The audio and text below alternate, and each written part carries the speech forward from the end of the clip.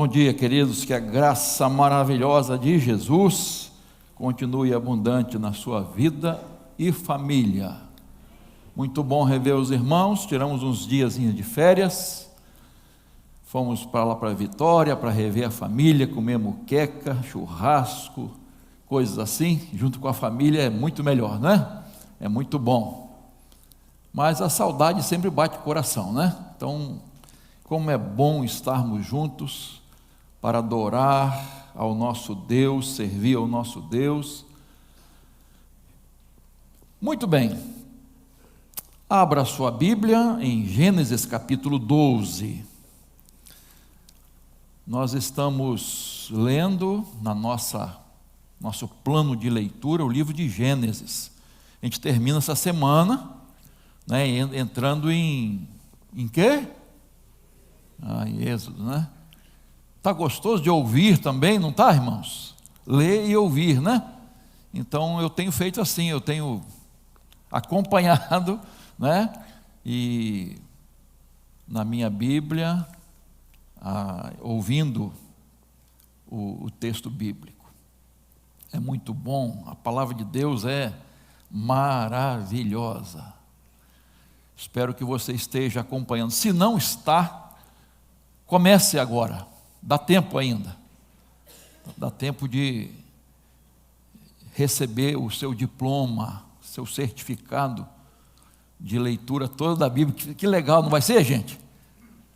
Ver aqui no dia um monte de gente recebendo o certificado de ter lido a Bíblia toda. Poxa, vai ser legal para chuchu, hein? Certo, Cristolândia? Beleza, então, vamos lá. Gênesis 12, pode acompanhar aí. O Senhor disse a Abrão: sai da sua terra, da sua parentela e da casa do seu pai, e vá para a terra que lhe mostrarei. Farei de você uma grande nação, e o abençoarei, e engrandecerei o seu nome, seja uma bênção. Abençoarei aqueles que o abençoarem, e amaldiçoarei aqueles que o amaldiçoar. Em você serão benditas todas as famílias da terra. Amém, queridos? É uma bênção. E é isso que eu quero falar hoje de manhã com vocês. Ser uma bênção. Seja uma bênção. Queridos, a vida do patriarca Abraão é uma inspiração. Ele não foi perfeito, né? Ele deu umas vaciladas. Mas ele estava crescendo na fé, no seu relacionamento com Deus. E a gente vê isso claramente na sua caminhada. E ele, até nisso, nos serve de inspiração, pela vida que teve, o atendimento à chamada de Deus. Ele teve uma missão árdua, mas muito honrosa, com certeza. Passou por duras provações, mas Deus fez dele uma bênção. Isso é importante, é o mais importante. Deus fez dele uma bênção. Nós precisamos ter esse alvo, não só este ano de 2023, tem que ser alvo da nossa vida. Eu quero ser bênção. Eu quero ser bênção. Eu já ouvi muitas vezes, e você também, alguém falar assim: hoje eu vou na igreja buscar uma bênção. Não é? A gente ouve. Até fala: hoje eu vou na igreja, eu quero buscar uma bênção. Nada errado, não é? As bênçãos de Deus, o fato de estarmos reunidos aqui, irmãos, é uma grande bênção. Amém? Alegrei-me quando me disseram. Coisa maravilhosa. Eu sei que muitos não podem, estão acompanhando, né? Mas é bênção estarmos juntos. Isso faz parte da igreja de Cristo, do corpo de Cristo, essa comunhão, essa alegria de estarmos juntos. Então já é uma bênção, com certeza. Mas como ser uma bênção? Eu quero destacar 3 coisas, porque a vida de Abraão é uma inspiração muito grande. Mas eu quero destacar 3 coisas importantes, como ele foi bênção e como nós podemos ser bênção. Como eu posso ser e você pode ser, tá? Então, acompanha aí. Primeiro lugar, quando queremos ser uma bênção, e nós somos uma bênção, perseverando na comunhão com Deus. Você quer ser bênção? Então persevere na comunhão com Deus. O versículo 1 começa assim: o Senhor disse a Abrão, ó Deus falando com Abrão. E várias vezes no livro de Gênesis você vai ver essa frase, Deus falando a Abrão. O verso 7 diz que Abraão estava em Siquém, veja aí. Ali Abrão edificou um altar ao Senhor. Se ele edificou um altar, é para adoração a Deus, para oferecer sacrifícios a Deus. O verso 8 ele chega a Betel, veja aí. Ali edificou um altar ao Senhor e invocou o nome do Senhor. Nós vamos encontrar em Gênesis Abraão fazendo isso várias vezes, edificando um altar ao Senhor, edificando um altar ao Senhor. Você lembra que quando Noé saiu da arca para povoar a terra, né? Vamos morar onde, gente? Dentro da arca? Ninguém aguenta ficar mais dentro da arca. 1 ano, mais ou menos, e pouco, de alguns dias. É mole? Primeira coisa que eles fizeram foi uma casa. Foi um altar.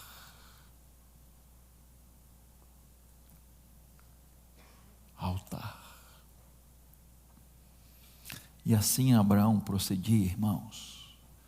E Tiago diz que, no capítulo 2, verso 23, Abraão foi chamado amigo de Deus.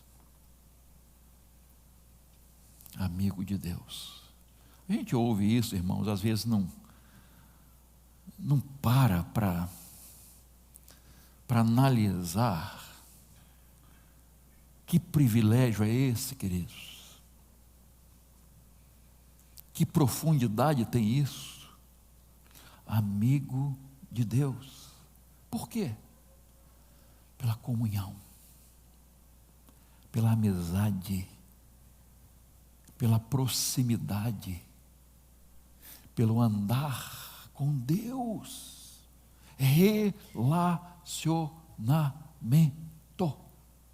Relacionamento com Deus. E quando a gente olha esses homens de Deus, a gente pensa assim: será que hoje nós podemos ter essa proximidade com Deus? E a gente precisa avaliar o nosso relacionamento com Deus. Como é que é? Como é que é o nosso conhecimento de Deus? Como é que eu me relaciono com Deus dia a dia? Quando eu me levanto, quando eu tomo minhas decisões durante o dia, o que eu faço, o que eu falo, como eu procedo. Irmãos, como é importante isso. Então nós precisamos buscar a Deus com perseverança. Pastor, como eu vou ter essa comunhão com Deus? Há coisas básicas, por exemplo, a Bíblia, acabamos de falar da Bíblia, da leitura da Bíblia, de ouvir a pregação, a mensagem. Meu irmão, minha irmã, a palavra de Deus, a Bíblia é a palavra de Deus. Então, se eu estou lendo a Bíblia, Deus está falando comigo. Se eu estou orando, eu estou falando com Deus Todo-Poderoso. Então, eu estou tendo esse relacionamento, esse diálogo com Deus, essa comunicação próxima com a Bíblia, com a oração, Bíblia, oração. Por que nós perseveramos em ter escola bíblica dominical? Muitas igrejas já não têm. Por quê? Porque estudamos a Bíblia, nos debruçamos sobre a Bíblia, e agora nós vamos, a nova revista fala sobre... Não receberam ainda? Poxa, alguém já recebeu de manhã, não? Não? Então é domingo que vem? Qual é a revista, irmã? Jeremias e Lamentações, já está ali reservadinha para os professores pegar e distribuir aos alunos. Jeremias e Lamentações de Jeremias, mensagem maravilhosa. Então, eu preciso dessas coisas, irmãos, Bíblia, oração, o culto público, ele não substitui, vamos dizer, o seu culto particular, seu momento a sós com Deus. Claro, é importante, mas o culto público é importante. O encontro, PGM, que muitos têm participado, como é importante nós estarmos ali juntos, orando, estudando a palavra de Deus, crescendo espiritualmente. Irmãos, eu sei que cada um tem a sua vida corrida. Se nós colocarmos no papel ali os nossos compromissos, o que nós temos que fazer, já acorda correndo, às vezes atrasado, não é? Mas o que é mais importante, irmãos? O que é mais importante em nossa vida? São os nossos afazeres? Mas pastor, o trabalho é tão importante. Eu não estou dizendo que não é importante, estou dizendo que ele não é mais importante na sua vida. Eu ouvi essa semana que estão aumentando as horas de trabalho, no Japão? Quem ouviu essa notícia? É no Japão? Coreia, aumentando o horário de trabalho, não são mais 8, são não sei quantas horas por dia. Para a pessoa trabalhar, já tinham, eu não estou lembrado exatamente da notícia, quantas horas eles tinham, é mais do que a gente, tá? Aliás, eu estou lembrando que o pastor Hernandes Dias Lopes, quando esteve lá na Coreia, ele contou uma experiência que ele foi na igreja, uma igreja, não sei se foi do Poyong-chu, cedinho, de madrugada ainda, ele chegou lá e tinha uma multidão. Sabe o que é multidão? De gente de joelhos, orando no templo.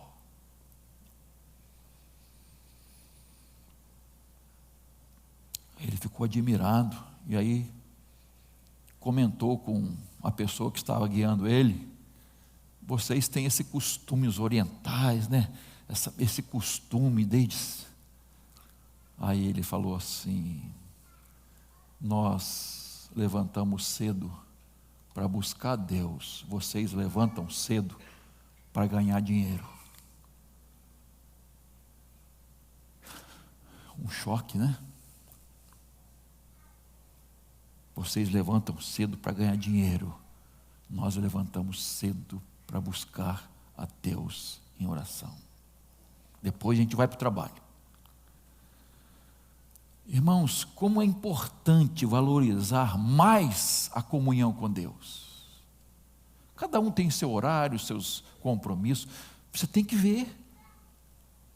Você tem que se adequar, priorizando as coisas mais importantes.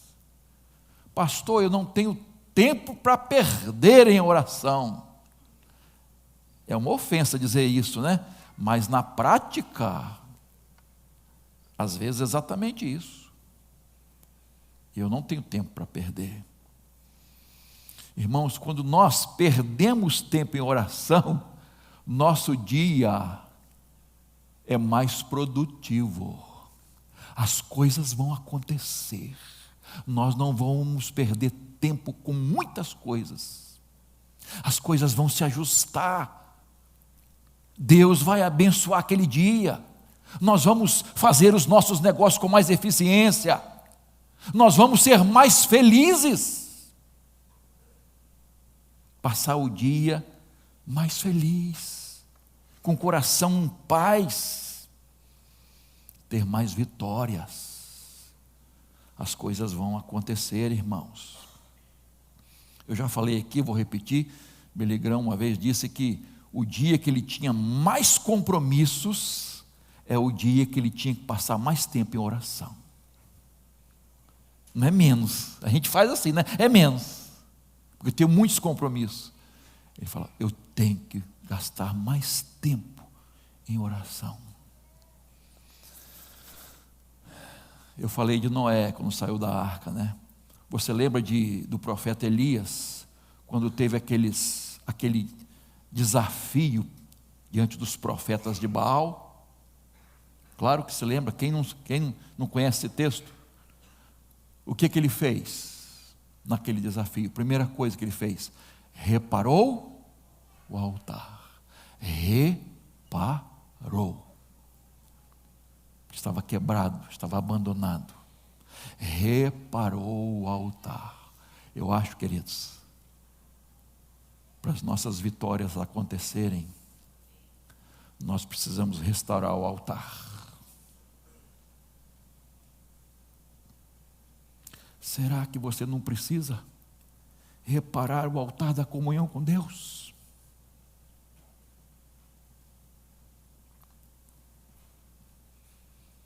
Ah, irmãos, como Deus deseja isso. Como Deus deseja ter essa comunhão conosco. Mas nós fugimos, nós evitamos. Nossas atitudes demonstram isso, irmãos.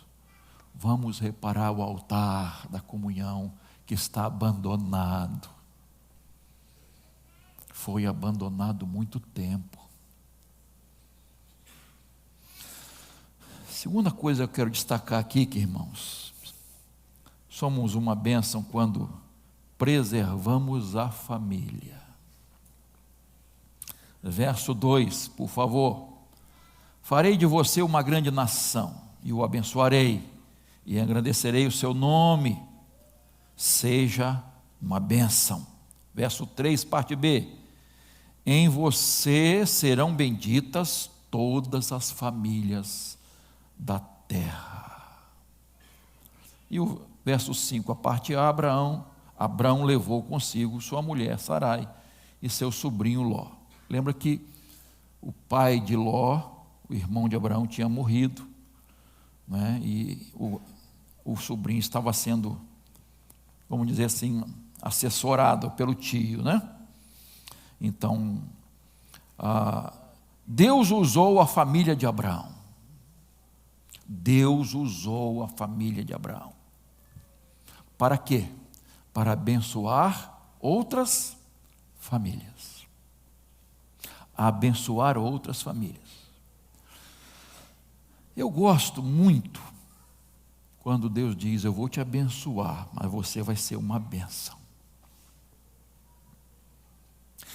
Em outras palavras, eu vou te abençoar para você ser uma bênção.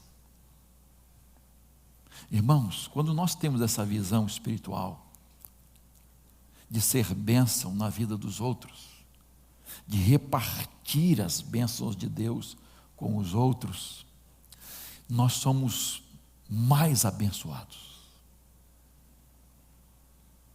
Então preste atenção, eu vou ser bênção, Deus vai me abençoar e eu serei bênção maior ainda. Deus vai me abençoar, eu vou ser bênção e eu vou receber bênçãos maiores ainda. Preste atenção nisso, meu irmão. Você será uma bênção. Então quando nós cuidamos da família, preservamos a família, cuidamos com todo amor, todo carinho, nós estamos sendo bênção e nós seremos cada vez mais abençoados. Então a pergunta é: você é uma bênção para a sua família? Para pensar um pouquinho. Você é uma bênção para a sua família? Marido, você é uma bênção para a sua esposa? Esposa, você é uma bênção, não precisa futucar não, tá? É uma bênção para o seu marido. Sua vida serve de inspiração. Você é uma mulher sábia, que edifica a sua casa. É uma bênção para o seu esposo, para os seus filhos. Eu quero ser uma bênção para a minha família. Eu quero ser uma bênção para os meus filhos. Eu quero ser uma bênção para os meus pais, para os meus avós. Eu quero ser uma bênção para os meus netos. Eu quero ser instrumento de Deus para abençoar meus sobrinhos. Eu gosto muito quando Jesus tem um encontro com o gadareno, e você gosta também. Ele é transformado completamente, liberto. E aí o que ele faz? Eu vou seguir Jesus. Jesus, eu vou te seguir. Jesus disse: tudo bem, beleza. Foi assim? Falou assim: faz o quê? Volta para sua casa. Vá para sua casa e anuncia para sua família as coisas grandes que Deus fez na sua vida. Primeiro você vai ser bênção dentro de casa.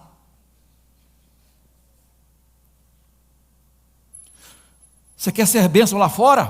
Primeiro você tem que ser bênção dentro de casa. As pessoas precisam olhar para você e ver que sua vida é uma inspiração. Como tem maridos que são bênçãos para a esposa que são bênçãos para o marido, pais, filhos, enfim.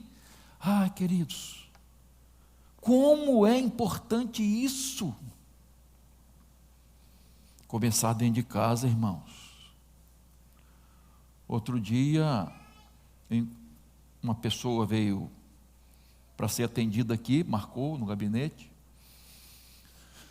conversando, enfim, possivelmente para vir para a igreja, né? Que tinha frequentado alguns cultos, estava querendo vir. Agora, uma coisa que essa pessoa me falou assim: eu sou o vizinho de fulano. Não vou falar o nome porque eu não pedi autorização a ele para falar, mas é coisa boa, pode até falar, né? Ele é uma inspiração. Eu sou o vizinho dele. Olha que família abençoada. É uma inspiração para mim. Ver o relacionamento dele com a sua família. Você é uma bênção para os seus vizinhos. Como é que seus vizinhos olham você? Como é que eles te conhecem?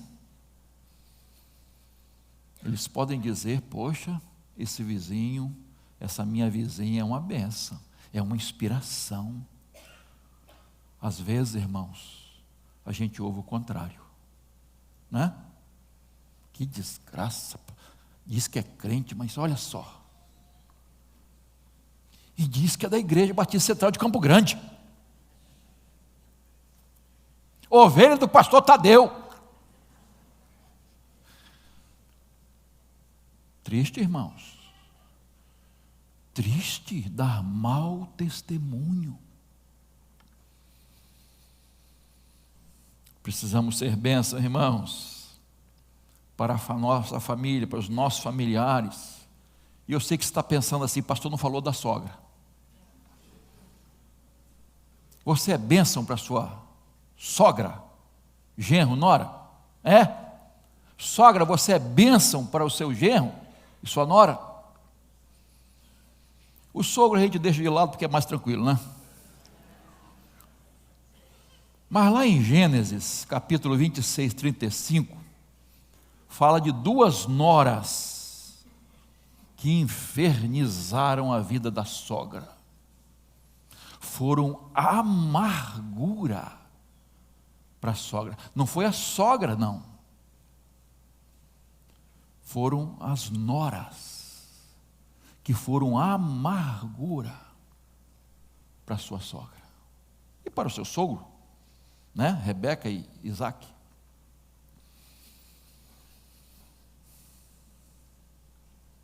Teve um genro que colocou na lápide da sogra: aqui jaz e jaz bem, ela descansa e eu também.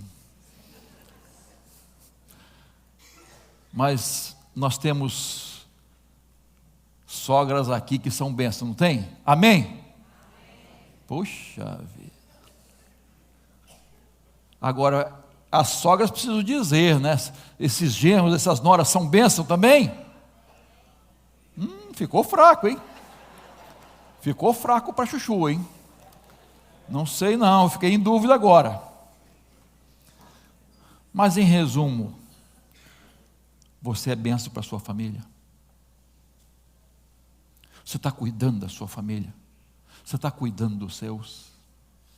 Você está priorizando a sua família?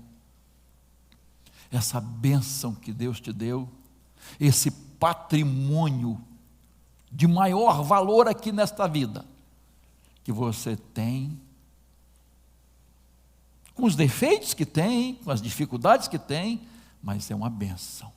Nossa família é uma bênção. Então seja bênção, para que essa família seja bênção maior ainda. Terceiro lugar, volte ao texto aí, somos bênção quando obedecemos a Deus pela fé. O verso 1 diz, o Senhor disse a Abrão: sai da tua terra, da sua parentela e da casa do seu pai e vá para a terra que lhe mostrarei. Hebreus capítulo 11, verso 8, diz assim: pela fé, Abraão, quando chamado, obedeceu, a fim de ir para o lugar que devia receber como herança. Ainda em Hebreus 11, o verso seguinte, 9a, diz: pela fé peregrinou na terra da promessa. E no verso 17 de Hebreus 11 ainda, diz: pela fé, Abraão, quando posto à prova, ofereceu Isaque, aquele que acolheu as promessas de Deus, estava a ponto de sacrificar o seu único filho. Por isso que ele é chamado patriarca da fé, queridos. Ele viveu pela fé, irmãos. Abraão obedeceu a Deus pela fé. Ele não tinha um mapa, não tinha uma bússola, não tinha GPS. Vai pela fé. Você não sabe para onde vai, mas você sabe com quem vai. Eu vou com você. E foi pela fé, irmãos. Passou por duras provas. Algumas no início ele deu uma rateada, mas foi se firmando cada vez mais, se tornou o pai da fé. A maior prova, no capítulo 22 de Gênesis, quando ele oferece o seu filho, queridos. Irmãos, a gente não alcança. A gente não alcança o que se passou no coração de Abraão. Eu jamais vou conseguir alcançar. Posso imaginar o que se passou depois de tanto tempo esperando uma promessa, aguardando, que não vinha. Agora, o menino está aí, cheio de vida, de saúde. Vai para Moriá e me oferece no altar. Queridos, que prova. E Abraão obedeceu pela fé. E o autor aos Hebreus diz que ele foi, e o Gênesis também, né? Sabendo que ia voltar com o seu filho. Ele estava decidido e foi sacrificar o filho, em obediência a Deus. Mas ele sabia como Deus ia fazer, ele não sabia, mas ele sabia que ia voltar com o seu filho. Porque os outros que acompanharam ficaram para trás. Foi só ele e Isaac. Nós retornaremos. E o autor aos Hebreus enfatiza isso. Ele fez isso pela fé, sabendo que Deus podia ressuscitar seu filho. Isso é fé, irmãos. Isso é obediência incondicional.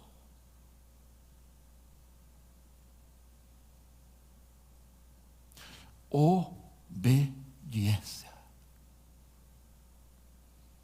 Prontidão para obedecer. Sem entender. Esperar contra a esperança. E perseverou em sua na sua confiança em Deus. Queridos, isso é fé inabalável. Às vezes, irmãos, nós obedecemos a Deus nas coisas mais fáceis. Já reparou isso? Nas coisas que não exigem muito de nós,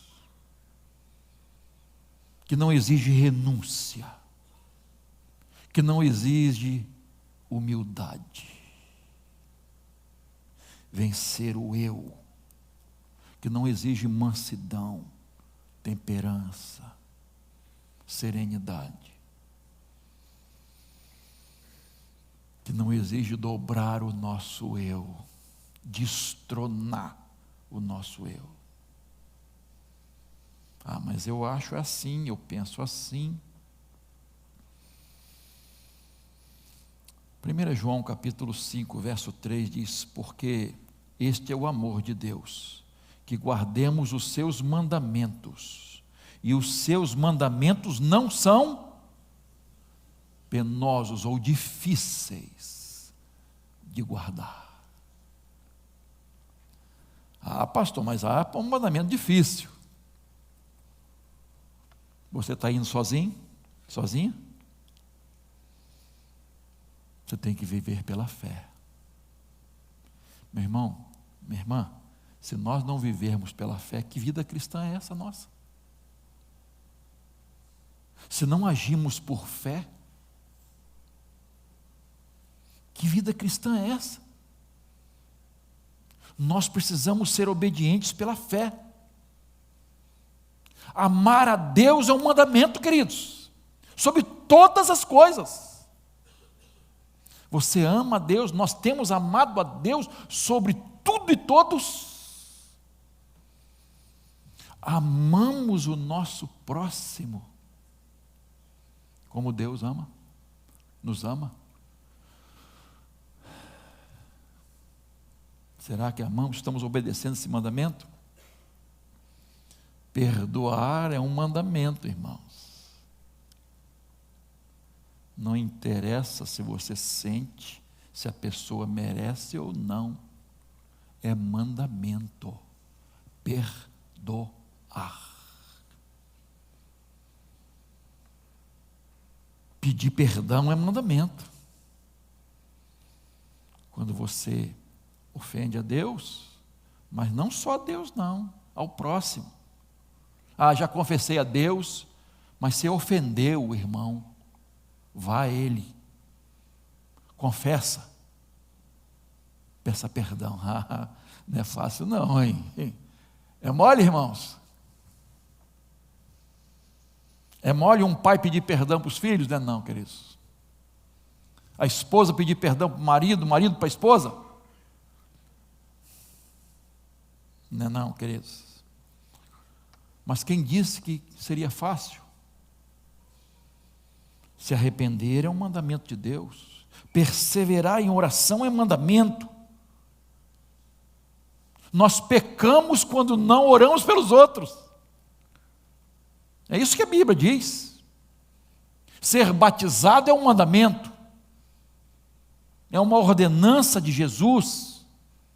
Pregar o Evangelho é um mandamento. Testemunhar, fazer discípulos, sustentar a obra missionária, isso é mandamento do Senhor. Congregar com o povo de Deus é um mandamento, irmãos. Ser mordomo é mandamento de Deus. Entregar dízimos e ofertas é mandamento. Pastor já entrou nesse mérito. Já não estou gostando. Estava bom até aqui. Eu sei que alguns pensam assim. Mas você quer as bênçãos de Abraão? Capítulo 14, verso 20. Abraão deu o dízimo de tudo ao sumo sacerdote, ao sacerdote do Altíssimo, diz o texto, Melquisedeque. Deu o dízimo de tudo. Tem muitos cristãos que estão deixando de ser bênção, e estão deixando de receber bênção, porque não são fiéis ao Senhor. Não confiam plenamente em Deus.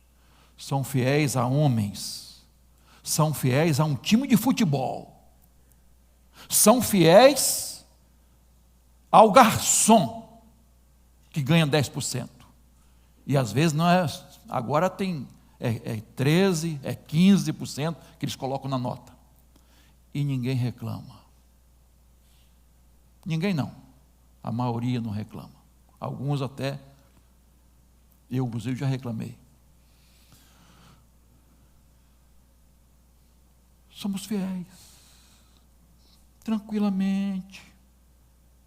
Não há problema não.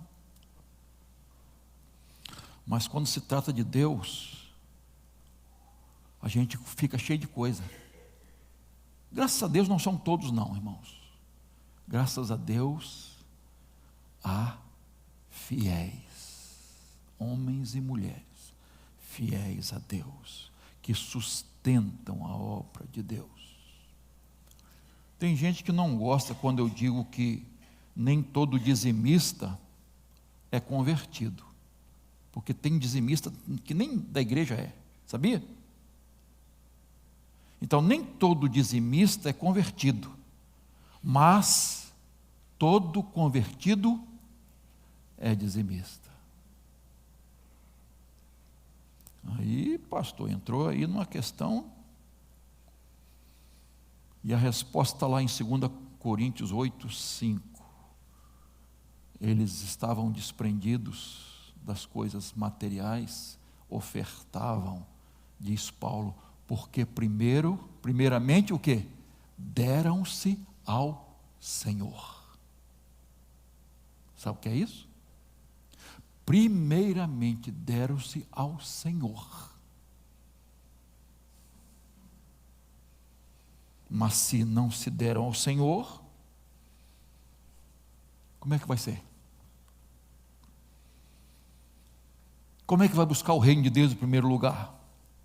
Como é que vai depender de Deus?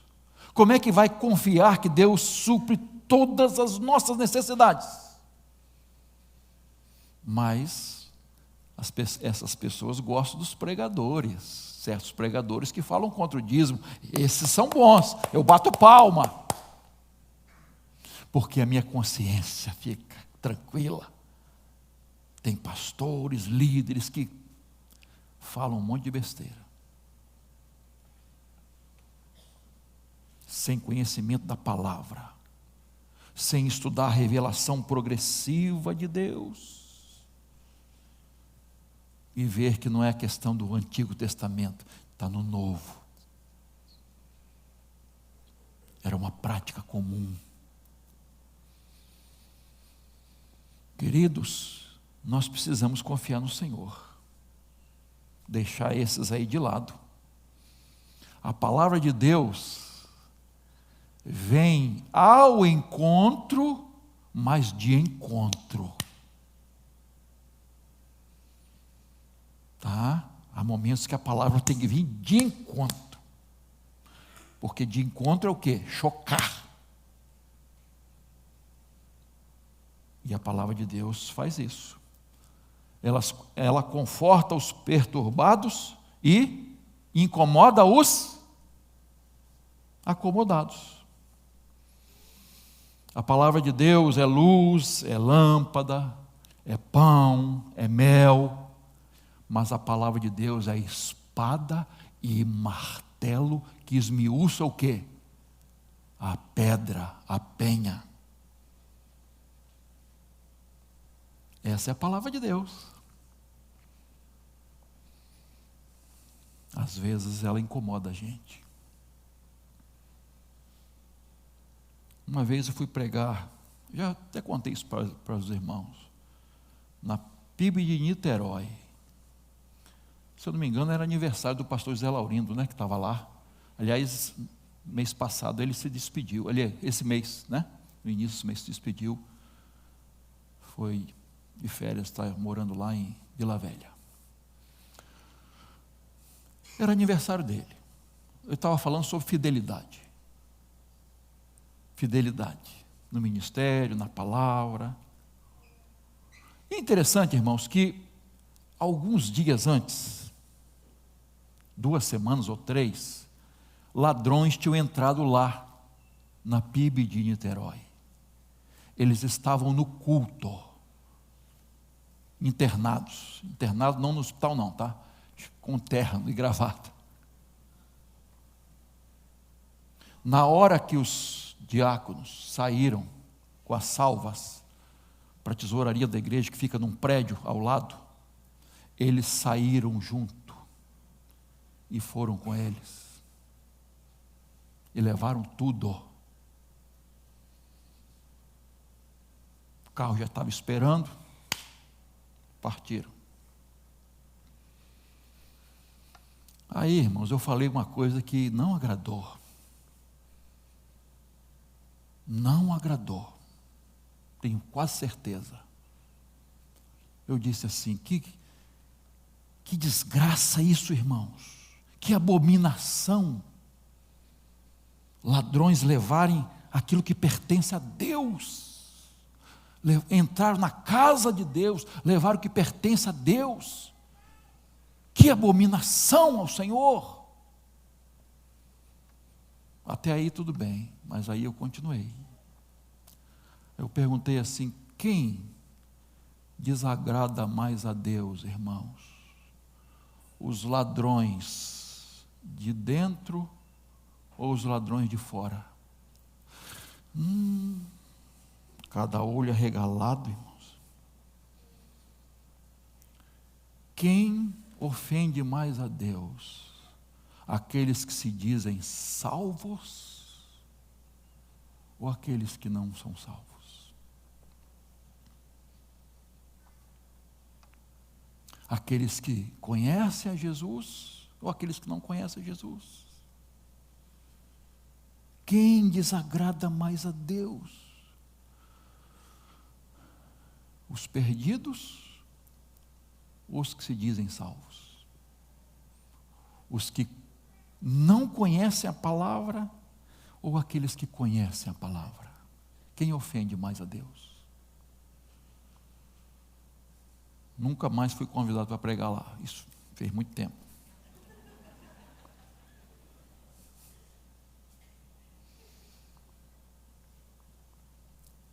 Irmãos, não existe meio crente.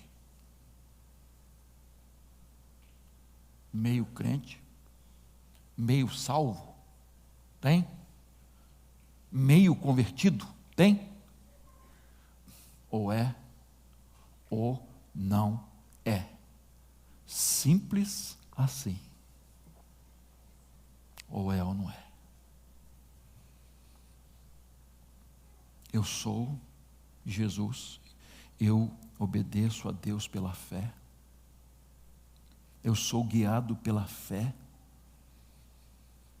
Jesus lá em Mateus 12:30 diz: quem não é por mim é, quem comigo não ajunta, espalha. Nós precisamos definir o lado que estamos, porque o muro de quem é? É do diabo. Então não adianta ficar em cima do muro, porque o muro foi o diabo que construiu. São lados opostos, irmãos. E lá em Mateus 6, no Sermão da Montanha, verso 24, Jesus diz assim: ninguém pode servir a dois senhores, porque ou irá odiar a um e amar o outro, ou irá se dedicar a um e desprezar o outro. Vocês não podem servir a Deus e as riquezas, ou a Mamon. É o Deus das riquezas. Queridos, Jesus nos ensina que dinheiro não é simplesmente uma moeda. Nesse texto, Jesus está nos mostrando que dinheiro é uma entidade, é um ídolo, é um senhor. É um senhor. Por isso nós devemos decidir a quem vamos servir, a quem vamos amar e a quem nos vamos devotar. Qual é a base da minha vida? O que me dá segurança? É o dinheiro ou é Jesus? Qual é o fundamento da minha vida? É a rocha da palavra de Deus, da obediência à palavra de Deus? Nós precisamos pensar sobre isso, irmãos, e refletir e tomar decisões. Jesus tem que ser o nosso Senhor, e se Ele é Senhor de todas as áreas, não de algumas. Se eu vou obedecer, eu tenho que obedecer a Deus em tudo. Irmãos, como é importante. Abraão deu o dízimo de tudo. Mas sabe o que é interessante? Mais à frente no livro de Gênesis, capítulo 28, verso 22, o neto de Abraão, Jacó, ele faz o mesmo voto. Ele faz o mesmo voto do avô. Tudo que me concederes, certamente te darei o dízimo. Eu fico imaginando quem é avô aqui, né? A satisfação de ver netos e netas servindo a Jesus, sendo fiéis a Jesus. Que coisa maravilhosa! Passando de geração a geração, fidelidade a Deus. Entrega completa, vida de inspiração. Eu quero fazer um desafio a você nesta manhã, de ser bênção. Pastor, eu preciso de tantas bênçãos. Quem sabe elas vão chegar a partir do momento que você se tornar uma bênção. Quem sabe essa bênção está aguardando você, mas está esperando uma atitude, uma decisão de fé, de obediência a Deus. Então, Meu desafio, que eu creio que é de Deus para você nesta manhã, persevere na comunhão com Deus. Na comunhão. Busque o reino de Deus em primeiro lugar. A oração, a leitura da Bíblia, a igreja. Valorize as coisas mais importantes da vida. Preserve a sua família, essa riqueza que você tem. Quem um dia perdeu a família, sabe o que é, o custo que é perder a família. Irmãos, hoje à noite eu vou falar de Esaú, que trocou algo tão grandioso, uma bênção tão especial, por um prato de comida.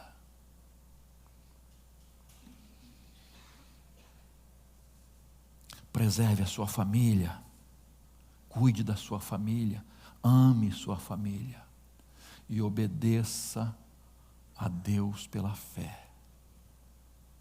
Seja um homem de fé, uma mulher de fé, um jovem de fé, um adolescente de fé, uma criança de fé. Viva pela fé. É assim que a Bíblia nos ensina. Então, que nesta manhã você tome uma decisão. Eu quero ser bênção. E eu vou receber, só isso já vai ser bênção. Mas Deus vai me abençoar por causa disso. E eu vou ser bênção maior ainda. Para a glória de Deus. Amém?